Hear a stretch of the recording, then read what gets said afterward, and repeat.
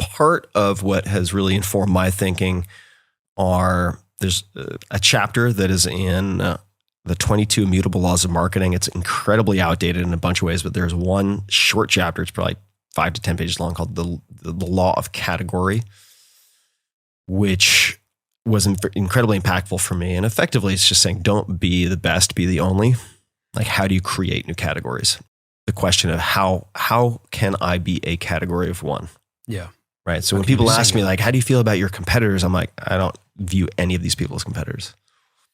As soon as you start thinking competitive terms, you're going to start making compromises and succumbing to groupthink and conforming in ways that you may not even recognize. And that will lead you to be less differentiated, generally speaking. But it's easier for me to sit here and say all this stuff than it is someone who's in hyper growth mode in the first few years of a project. It's like in the beginning, you got to buy your first few clients in a sense, right? When I did my first angel investing, I deliberately set out to make myself the cheapest labor on the cap table. What all that means is I'm putting in like $10K investment, right? Yeah. Even if it's a moonshot that pays off, like, okay, so maybe I make $100,000 over 10 years.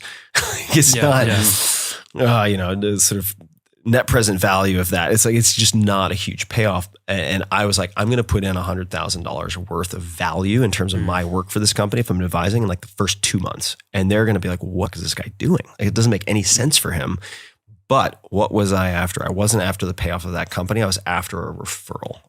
I wanted the strongest possible recommendation from that person to the next CEO or founder.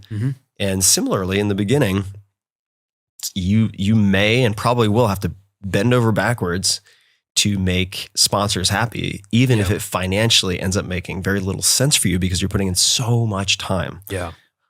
But what do you need? You need referral and credibility. Yeah.